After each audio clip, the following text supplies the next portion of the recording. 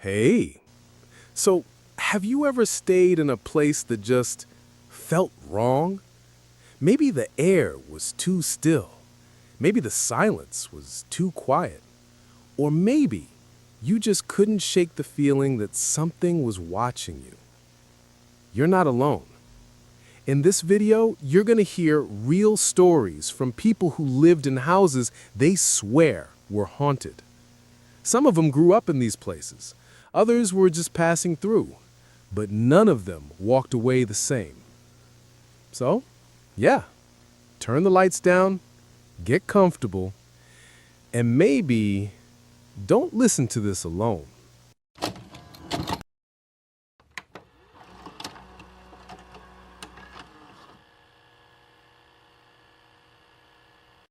It was 2009.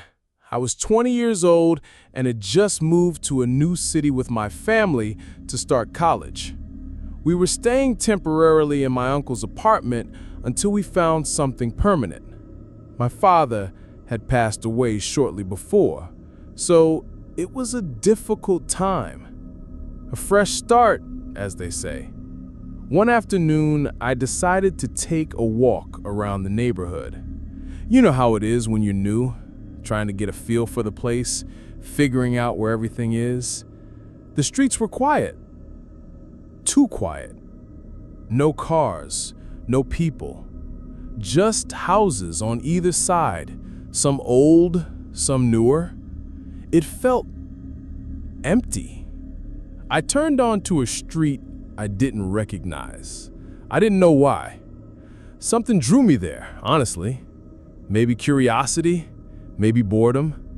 Then I saw him. He was standing across the street, leaning heavily on a cane. He looked like an old man, hunched over, pale skin stretched tight over his bones, clothes hanging off his body as if they fit someone else. His eyes met mine, and he started to wave. Not just a quick wave, more like an urgent gesture, like he needed help. Coming from a small town, I had always been taught to be polite, so I crossed the street. He gave me a slow wave and mumbled something about needing help finding his medicine. He said his cleaner had moved it somewhere and he couldn't find it, that he wasn't feeling well. He asked if I could come in and call his son. I hesitated, just for a second, but something didn't feel right. There was no way this man had been living alone here for so long. The house behind him looked untouched, windows closed, dust on the porch, weeds overtaking the yard. Still, I nodded. He shuffled forward slowly, almost dragging his feet. I had to hold him back a few times. He was so frail he could barely walk straight. We went inside. It smelled old, like books left in the sun too long. The house was large, but dimly lit. Heavy curtains blocked out most of the light. There were photographs everywhere, faded, yellowed portraits lining the walls like ghosts watching us. He handed me a notebook. He opened it to the last page. There, in large print, was a phone number. "Call him," he said. "Tell him I need the medicine." I picked up the landline phone next to him and dialed. It rang once, twice. Then someone answered. A calm voice. Too calm. "Hello?" I introduced myself. I told him his father was sick, that he couldn't find the medicine, and that I was helping him. There was silence. Then he asked, "Were you walking outside and he called you?" I thought maybe he was suspicious. I thought maybe I should explain again. But then came the question that made my stomach sink. "Are you the guy who lives up the street?" My blood ran cold. "What?" I didn't answer right away. My brain was scrambled, trying to figure it out. How did he know where I lived? I had just moved into my uncle's apartment. No one knew me here. No one except my family. I lied. No, I said quickly. I'm not the guy who lives up the street, but your dad really needs help. Are you coming? He paused again. Then he asked something else that didn't make sense. How long are you staying? As if he was planning to come himself, or worse, as if he wanted to make sure I didn't leave before he got there. I hung up. I turned to the old man. He's on his way, but I have to go. He tried to stop me. He started talking about other things, random things, like houses he owned, and he offered me one of his homes. It felt like he was trying to keep me there. I didn't stick around. I walked quickly, then faster. Then I was practically running by the time I got back to the main street. When I got back to my uncle's house, I told myself I'd forget about it. He was probably just a confused old man. Maybe senile, maybe lonely. But then, a week or two later, I walked down the same street again, just out of curiosity. The house was different. Not just messy, abandoned. The grass was wild, like it hadn't been touched in months. The front door was slightly open, no lights on, no sign of life. And yet, I swear I saw movement behind one of the windows. I never went back.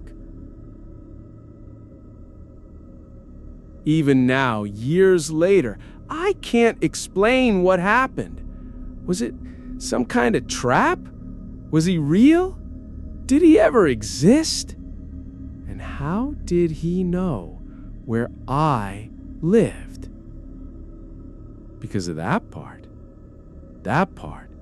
I never told anyone. Until now.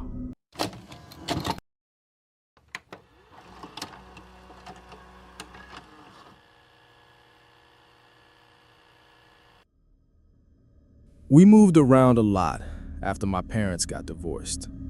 You know how it is, trying to make ends meet, figuring out where you're gonna live next, dealing with all the emotional crap that comes with splitting the family. Eventually, we landed in this house. Nothing special about it from the outside. 2 stories, white paint peeling off the walls, weirdly quiet neighborhood. But man, that place, it was wrong. Like deep down in your bones kind of wrong. There were 3 bedrooms in the house. Mine, my mom's, and an empty one. I used to share a room with my sister at first, but during one summer, she went to stay with our dad for a while, so I had the room to myself. And that's when it started. At night, I'd hear these sounds coming from the ceiling. Not like footsteps or anything normal, more like dragging. Like someone was moving across the floor above me, but slower, heavier. And every time I heard it, I could feel this pressure building in my chest, like something was watching me. Not peeking through the window, not hiding in the closet. Right there, in the room, with me. One night, I woke up and couldn't move. It was pitch black, except for the faint light coming from the hallway. I tried turning over, sitting up, nothing. My body was frozen. And then I felt it. Something was sitting on the edge of my bed. Tall, broad-shouldered, dressed in black, head down, face hidden, a cane resting beside him. He didn't say anything, just sat there, still as stones. I remember thinking, this isn't real.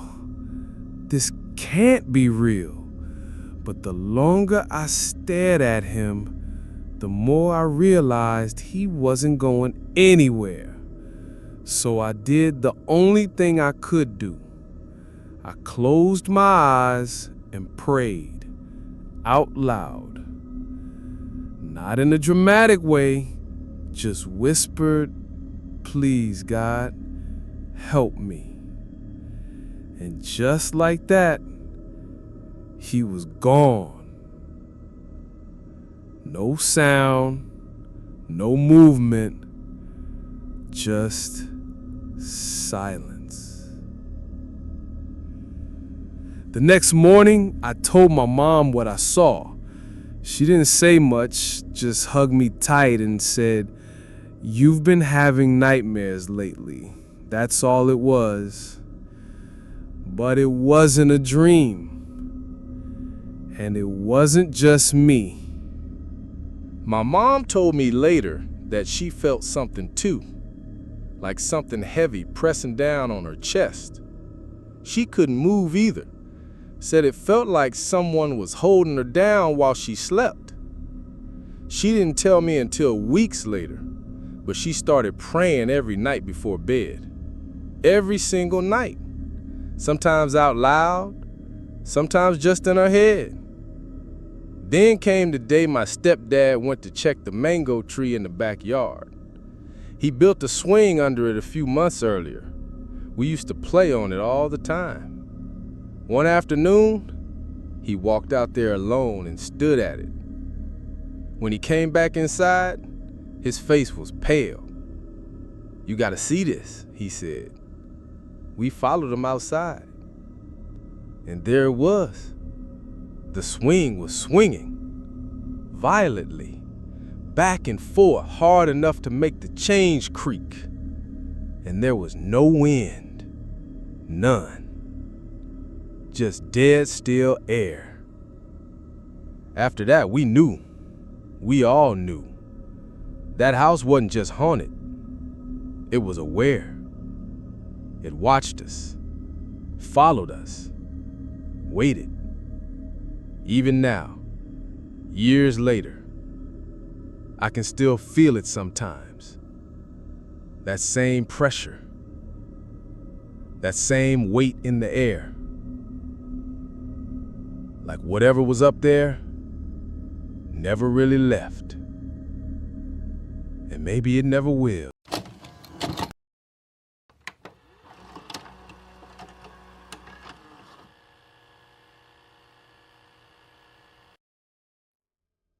I don't even know where to start with this one, because it wasn't just weird, it was suffocating. Like the house itself had its own heartbeat, and I could feel it pressing down on me every single day I lived there. We moved in when I was 15. My family had been bouncing around rentals for years, but this time we finally found something that looked decent. A 2-story house painted entirely in blue.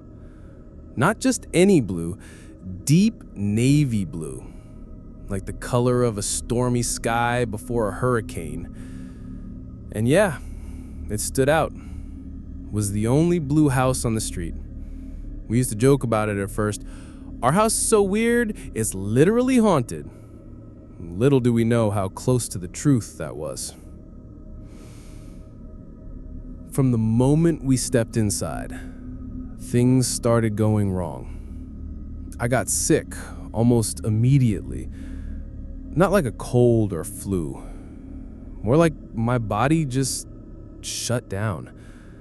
Constant dizziness, pressure behind my eyes, blood pressure dropping so low I'd pass out if I stood up too fast. I spent more time in bed than out of it. Doctors couldn't figure it out. Said it was stress, anxiety, puberty, all those classic lines when they don't know what else to say. But I knew it wasn't that. It was the house. There were certain rooms I avoided, especially the kitchen. Every time I walked past that room, I felt eyes on me. Not like someone watching from the doorway, more like something crawling up my spine. Chills, goosebumps. That feeling you get when you're being followed in a dark parking lot, except it never stopped. And then came the appliances. Nothing worked right. Lights flickered even when they were new. The gas stove would turn on by itself sometimes. Not just a little spark, but full-on flames.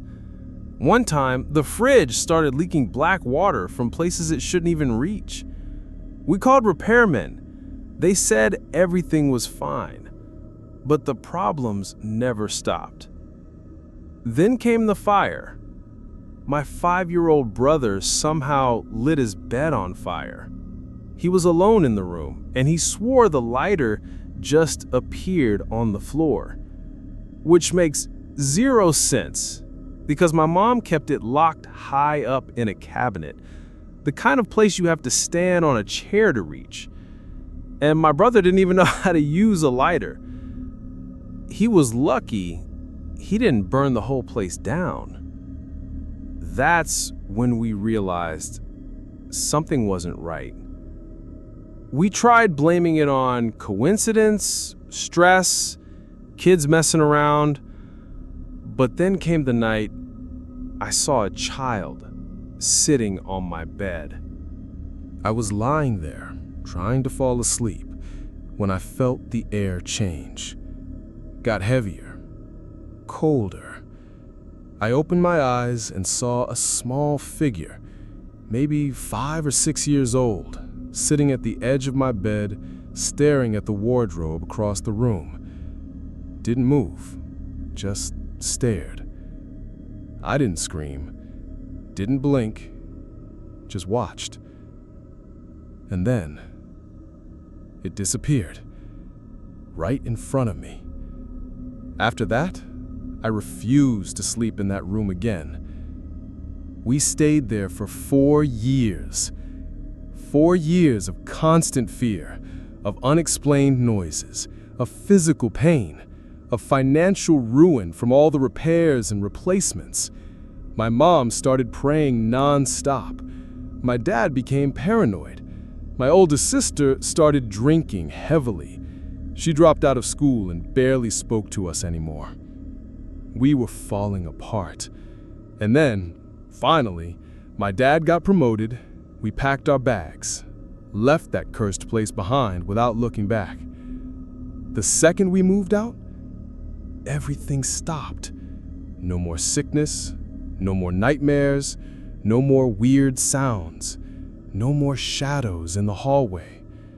It was like the house had been holding us hostage, and the moment we left, it let go. Years later, I still can't explain what that thing was or why it chose us. But I do know one thing. Some houses aren't just buildings.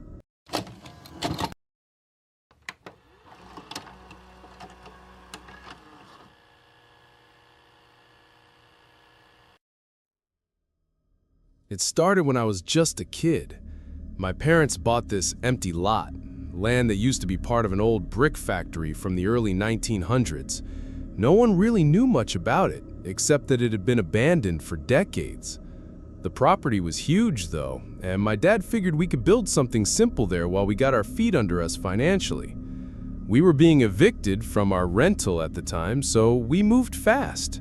My dad decided to build a small house in the back of the lot first, kind of like a starter home, and then later on he'd build another one in front. But plans change, right? So instead of building 2 separate houses, he ended up putting a second floor on top of the first one. So basically, we had 2 houses stacked on top of each other. The downstairs was where we lived, me, my little sister Laura, my mom, and my stepdad. Upstairs was still under construction. Barely finished, just floors and doors installed. No windows yet, nothing fancy. There was one door upstairs, that led to a staircase going up to the roof. That door became important later. I was around 10 or 11 years old when it happened. We were all in bed late at night. I remember because I was trying to fall asleep, but I couldn't. Not sure why. Maybe I was too tired, or maybe something just felt off. Then, out of nowhere, I heard this noise. It sounded like someone was trying to force open the front door, like they were pushing and pulling at the handle, trying to get in. The door was locked, so they couldn't break through, but they kept trying. It wasn't soft either. This was loud, like someone was throwing their whole body against it. I froze, heart pounding. I didn't know what to do. I stayed in bed listening. It went on for maybe 3 tries. Push, pull, bang, then stopped. I waited, still nothing. Finally, I got up. I was scared as hell, but I had to check. I walked to the kitchen and peeked out the window. There was no one there. No car, no shadow, nothing. And here's the thing. There was no way anyone could have gotten up to the roof without climbing a 10-foot wall. That door upstairs, it only opened from the inside, and the only way to reach it from outside would have been through the roof hatch. No one ever used that hatch.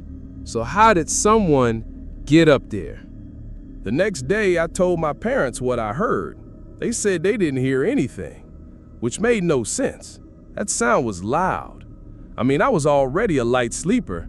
If I heard it, they definitely should have too. But they didn't, and that scared me even more. A few months later, something else happened.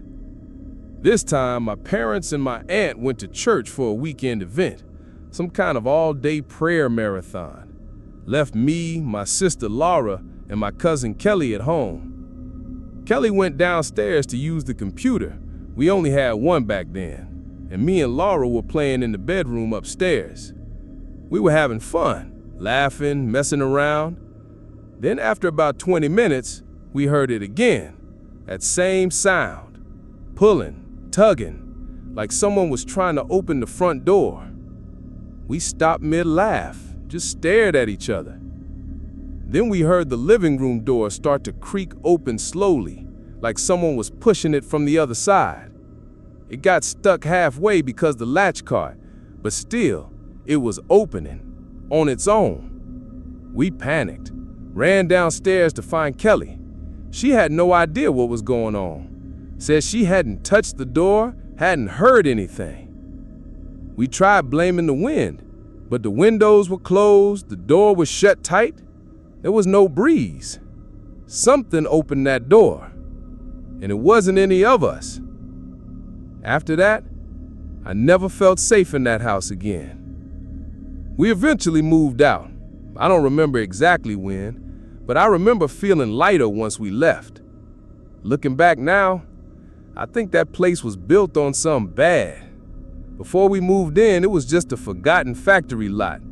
But maybe something happened there long before we ever showed up. Maybe someone died there or got hurt. Because I swear, something was watching us. Something didn't want us there.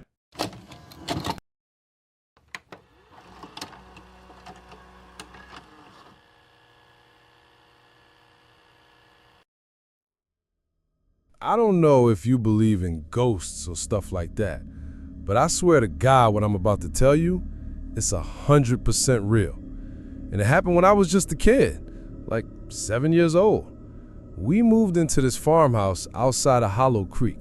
My parents thought it'd be a fresh start after living in Atlanta for so long. You know how it is. City life gets too much. They wanted some peace, space, maybe even a garden or something. But from the very first day we got there, I knew something wasn't right. I mean, the place used to belong to some rich guy who vanished out of nowhere. No one really knows what happened to him, but people around town said he had a dark past, like really dark. Rumors were flying that he used to own slaves, that people died on that land, that bodies were buried under the soil. I didn't understand most of it back then, obviously, but I could feel it. There was this weird vibe as soon as we pulled up. The house was surrounded by trees, no neighbors nearby, just dirt roads and thick woods all around. The sky always looked gray, even on sunny days, and the wind, man, it never stopped, always blowing through the branches, like whispering things you couldn't quite hear. Anyway, the property was huge. Used to be a plantation, I guess. After the original owner disappeared, squatters started moving in and dividing the land. People built little houses wherever they could, and somehow each family ended up with their own plot. We weren't the only ones living there, but it still felt isolated, like the whole place was cut off from the rest of the world. Our house was near the edge of the estate, closest to this creepy stump that everyone avoided. Locals called it the punishment post. Never asked why, just knew not to go near it. There was something about that spot, like it was soaked in bad energy. So yeah, we moved in. At first, everything seemed normal. But at night, man, the house came alive. You ever heard footsteps walking through your yard at night, even though no one's out there? Not like a dog or something. Full-on human steps. Heavy, slow, like someone was dragging their feet across the ground. And chains. Yeah, chains rattling, like someone was pulling them behind them, dragging them through the dirt. My cousins and I all heard it. My aunt too. One night, she was cleaning this room that used to be a storage area. It had these metal bars on the windows, and the walls were all stained like mold or something. She said she felt someone push her from behind, hard. She fell and hurt her leg pretty bad. No one else was in the room. But the worst part, that stoopy stump. One time, I was playing inside my aunt's house. Must have been around 10 o'clock at night. Everyone else was asleep except me. I was sitting on the couch, messing around with my Game Boy or whatever, when I just felt like looking out the window. Don't know why, I just did. And I saw this guy, tall, wearing all white, walking slowly in front of the house. He passed right in front of the window. I remember thinking, who the hell is that? But before I could call anyone, he just disappeared. Like gone, vanished into thin air. I stood up and ran to the window again, thinking maybe I imagined it, but I hadn't. I saw him, clear as day.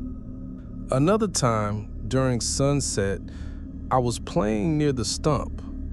Out of nowhere, I see this black shadow walk toward it, fast. Then, just as it touches the stump, gone. Poof, like it melted into it or something. From then on, I started seeing things almost every night. People walking outside, shadows passing by the windows, doors opening on their own. My grandma used to say she saw this woman in a long blue dress walking the streets every full moon. Said she heard dogs barking behind her, following her, but no one else ever saw her. Grandma swore it was real. Then came the night that really messed me up. I was staying alone at her house while my parents were away. I was older then, maybe 15. Thought I was tough. Thought I could handle anything. Big mistake. I decided to sit outside on the porch, just chilling, trying to enjoy the cool night air. Stars were out. It was peaceful. Until I felt this sudden chill crawl up my spine, like someone was watching me. I turned my head slowly and saw this kid, about my age, blue shirt, standing near the corner of the house, staring straight at me. He didn't move, just stared. I stared back. Then he took off running toward the back of the house. At first I thought it was one of my cousins or a neighbor's kid, but then I realized no one should have been out there. Not at that hour. Not without making noise.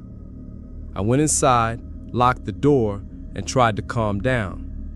But seconds later, I heard it. Footsteps circling the house. Then rocks hitting the roof, like someone was throwing them from the ground. I hid under the covers, shaking, praying it would stop. It didn't until I ran to my aunt's house. After that night, I avoided being alone in that place. Ever. My parents saw stuff too. They wouldn't talk about it much, but I could tell. They got quieter, more tense. Mom always lit candles. Dad kept checking the doors even when they were locked. Years later, I moved. Haven't been back since. Not planning to. I don't know what was going on out there. Spirits? Leftover pain from the past? Maybe those souls never left because of what they went through. Maybe they're still trapped there. All I know is, I don't want to find out.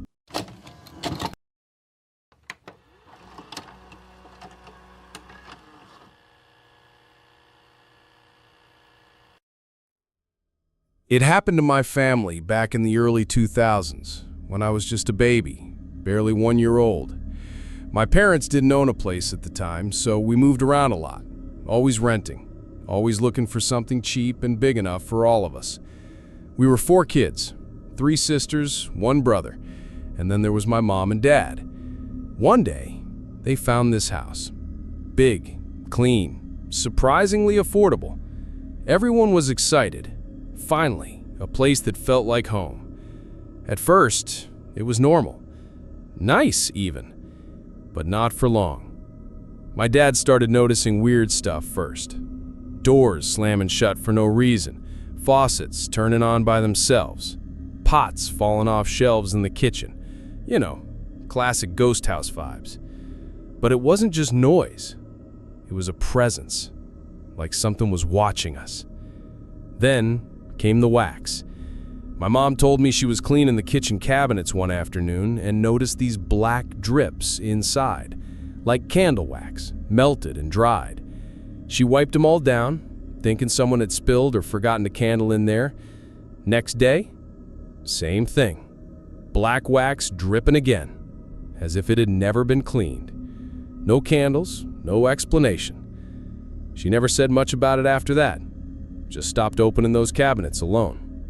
My oldest sister and brother also had an experience.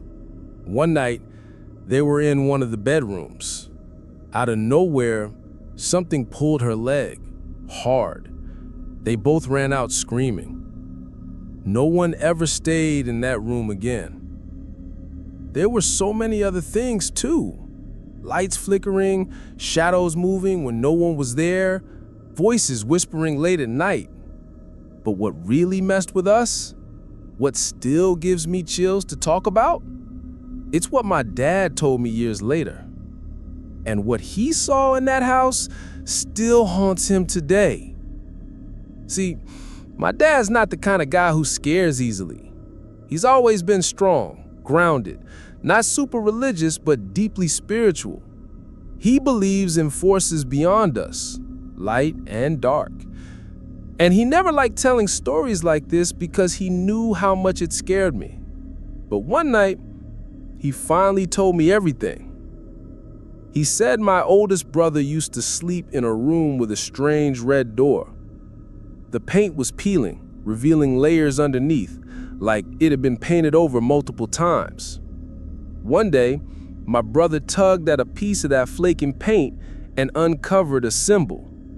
Not graffiti, not writing, something else. Something that didn't look like any language he'd ever seen. He showed my dad, and my dad said his blood ran cold. He described it as a twisted, jagged shape, like a face frozen in pain, or maybe a warning carved into the wood itself. From that point on, my brother refused to sleep in that room. But the house didn't let go that easy. One night, my dad was sleeping on the porch with some friends. It was late. Everyone else was asleep. quiet night until he heard it. A voice, low, raspy, not human. It called out, "Give him to me." My dad shot up, heart pounding. He looked around. No one was there, just darkness. But the voice kept talking, kept asking, "Give him to me." He turned toward my brother's room, and that's when he saw it.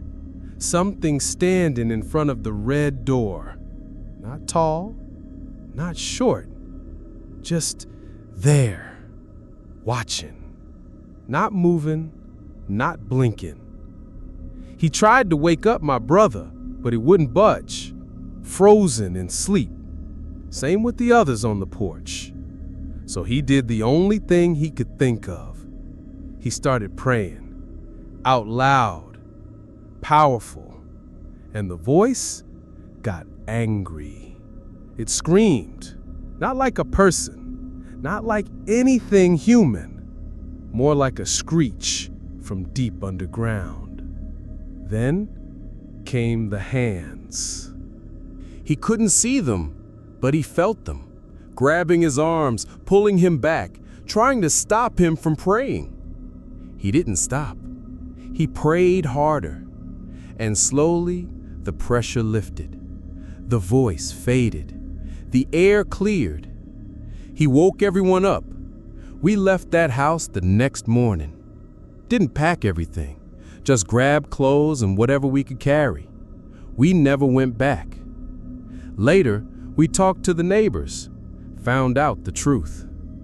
That house, it used to belong to someone who practiced black magic, satanic rituals, animal sacrifices. Some say people died in that house, in that very room with the red door. That's why no one ever stayed there for long. People would move in, hear the whispers, feel the cold, see the shadows, and leave, just like we did. After my mom passed away in 2013, I asked my siblings if they remembered any of it, if they thought it was real. They all did, even the ones who never wanted to talk about it. My brother still won't sleep in a room with a red door. I believe that house wasn't just haunted, it was cursed.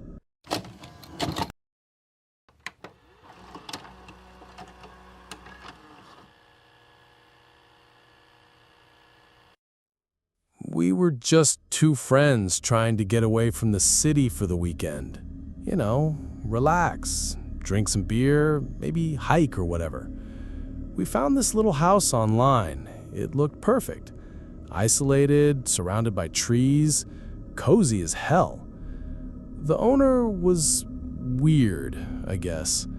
Not creepy, just eccentric. He had this vibe, like he knew more than he was letting on. But we didn't think much of it at the time. We arrived late Friday night. The sky was clear. No wind. Just that thick forest smell in the air. Inside, the place was small, but clean. Wooden floors, a fireplace, 2 bedrooms, 1 bathroom. Nothing spooky about it. Not at first. The first night was normal. We drank, laughed, watched a movie, slept like rocks. Then came Saturday night. Around 3 a.m., I woke up drenched in sweat. Not because it was hot, it wasn't. It felt like someone had wrapped a wet blanket around me and left me there. My chest was tight. Breathing felt heavy, like the air itself was pressing down on me. And then I heard it. A whisper. Not loud, not aggressive, just close. Like someone was standing right next to my bed, mouthing something I couldn't quite catch. I opened my eyes. Pitch black. No light coming through the window. No moon. No streetlights. Just darkness. And then the door creaked open, slowly, like someone was pushing it from the other side. I stayed frozen, heart pounding so hard I thought it might crack my ribs. I could feel something in the room with me. Not see it, not hear it, just feel it. Like a shadow that wasn't mine. Like something watching, waiting. Then it whispered again. This time I understood. You can't run. That's when I lost it. I pulled the covers over my head like I was a kid again, praying it would go away. I whispered back, barely audible, "I'm not afraid." Silence. Then, nothing. I didn't sleep the rest of the night. By morning, I was a mess, pale, shaking. My friend asked what was wrong. I told him I'd heard something. He laughed it off, said it was probably just the wind or a dream. But then he said something that made my blood run cold. He said you kept tossing and turning like someone was pulling you. We tried to ignore it, act normal.